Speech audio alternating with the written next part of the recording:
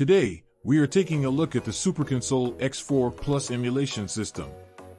And for those who don't know, this was marketed as a retro plug-and-play system that supports Android 11, Kodi, and EMUI, which is preloaded with over 90,000 games. Now you heard me right, 90,000 retro games. The packaging the device comes in is fairly sharp in terms of the design. Super simple, easy to read, and stand what it is you are going to get inside of the box.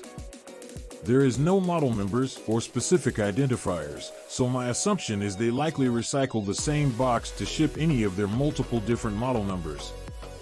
Inside, there is another plain white box that appears to have almost everything in it. And as you can see, everything is pretty much just packed into here. You get the console itself, a power adapter, an HDMI cable, a second micro SD card that has the Kodi build on it, and a remote to control the console at a distance. Now, there are also two included wireless PS2 clone controller, and my first impressions actually seemed pretty good, but let's go ahead and keep on digging.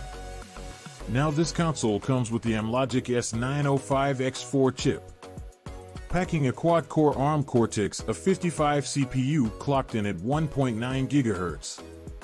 Now that's actually coupled with the Mali G31 and P2 GPU, and 4 gigs of onboard RAM.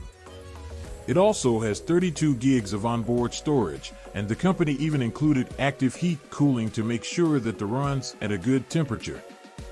And honestly, from a hardware perspective, if optimized well, this device is going to be really reasonable for playing retro games and even some of the more advanced titles like those of PS1, Dreamcast, and even some PSP titles.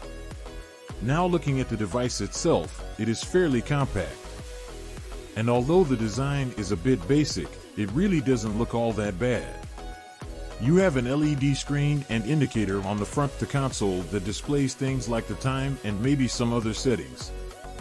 And on the right side, you have a micro SD card slot and two USB ports. On the back is a network port, a 3.5mm AV jack, HDMI out, and the power port as well. The top of the device has cut-out vents for the active cooling system. The console as a whole is not much bigger than a deck of cards. Even the included controllers, although they are cheap, are not that bad and actually feel pretty good in your hands. So far so good, right? Well, that's exactly what I thought. And on paper, this device seemed really promising. I even took the device apart to check out the board design, and to be honest, even that looked like it was designed to us. So where exactly is my gripe with this product? Packaging is okay.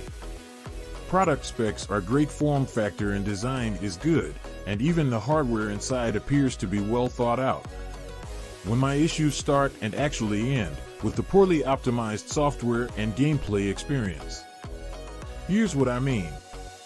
Now let's start with the controllers themselves. Yes, they are knockoff PS2 style controllers. I wasn't expecting much from them in the first place, and I have used similar ones in the past. However, the input lag experienced on this controller is absolutely bizarre. Sometimes the controller works great, and sometimes the input lag is terrible and completely unresponsive, and it isn't consistently bad, which I think is actually worse than just always having input lag that you can try to adjust for. At first, I just thought the controllers were faulty or the batteries I put in were too low, but I ended up plugging it into my PC and playing some other emulators and games, and although the controller isn't amazing, there was little to no noticeable lag and they worked fine. It didn't skip input, the inputs were responsive, the D-pad felt reasonable. I got exactly what I would expect from a no-name brand $10 control. But when it's plugged into the console, it's completely jacked up. And I don't know if this is a driver issue or some other incompatibility issue, but it really sets the tone for a bad experience. Next thing I noticed is how bloated the UI and games list is. Now they advertise 90,000 plus games, which really is a big red flag considering the type of games that may work on this chipset. There are endless amounts of duplicate games for every revision and every language you can imagine. Do you want to play some Street Fighter 2 Championship Edition? Don't even sweat it. You've got like 55 different versions to choose from. Seriously, 55. I counted them, and not just on the arcades. This is all over the place. They included over 3,700 Super Nintendo games. That's not real.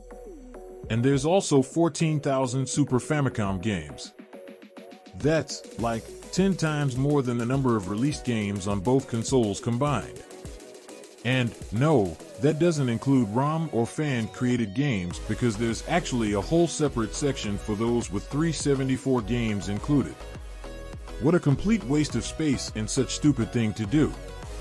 Nobody needs all of these different options.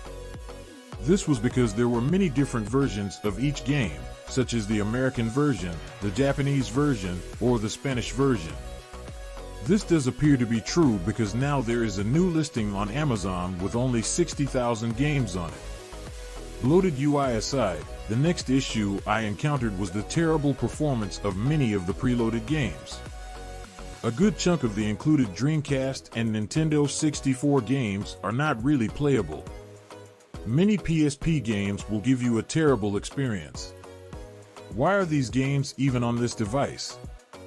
Based on the fact that a fairly low number of games are available in each of these categories, you would assume that these games were hand-selected because they would, well, I don't know, perform well? No. You are wrong to assume this. And, yes, there are some N64, PSP, Dreamcast games that will play reasonably well, but the gameplay in general is consistently bad for most of these games on the console I just mentioned. It feels backhanded to include these games at all, and it could have been completely avoided had they actually play-tested them. Only include the games that objectively work well. There are thousands of games on here that shouldn't be, and this is a huge fail.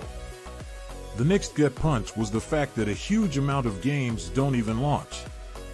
This is not just advanced to games, but there are even some 8 and 16-bit and arcade titles as well. Like, give me a break. After spending 35 hours trying to figure out which revision and which language and which version of a game I want to play when I try to launch it, the game fails. This is ridiculous. Thankfully, EMU ELEC allows you to go in and adjust the fault cores so you can at least try to fix the problem with those games that don't work. But if you have no experience with these sort of things, you are pretty much screwed. This should be something that is done for you by the manufacturer, not by you. And the cherry on the cake is when you go into the Place 1 games, they modified most of the runs and removed the in-game audio. Yep, that's right. They had the time to either modify each run, remove the music tracks, or found pre-modified ROMs, but they didn't have the time to play test and PSB and realized that they run slower than Pond Walk. And although the PS1 games run reasonably well, who wants to play any sort of PS1 game without the original soundtrack? That's like half the nostalgic experience. Now, I don't normally do this. Look, I'm not trying to completely blast the product, but it really sucks. They have reasonable hardware design and could easily have released a good product, but it feels like it didn't even try. It's not even a highly customized UI. They're using ENULAC crying out loud. Here is my attempt at a constructive approach to feedback.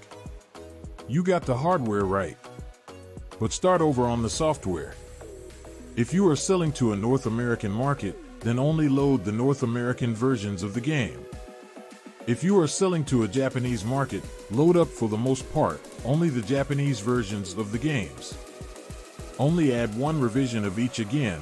Don't include games that will not run at least 75 to 80% of what the base frame rate is, and make sure anything you include on console can actually launch without further optimization. What is the point in having 60 or 90,000 games if half are unplayable? Lastly, do not modify or use modified ROMs that remove important things from the games. Like, say, I don't know, background music. Look, if you still think this is a good option, I'm gonna leave some links as I always do in the description down below. And I'd really like to hear from you in the comment section. Do you own one of these devices, and have you noticed the exact same things I have? Do you feel this product was worth what you paid? Or maybe you think I'm completely off base, and this is one of the greatest plug and play options available today. I want to hear from you. Let me know down below, but that is much all I've got for you guys in this video. Thank you so very much for watching. I'll speak to you guys again real soon.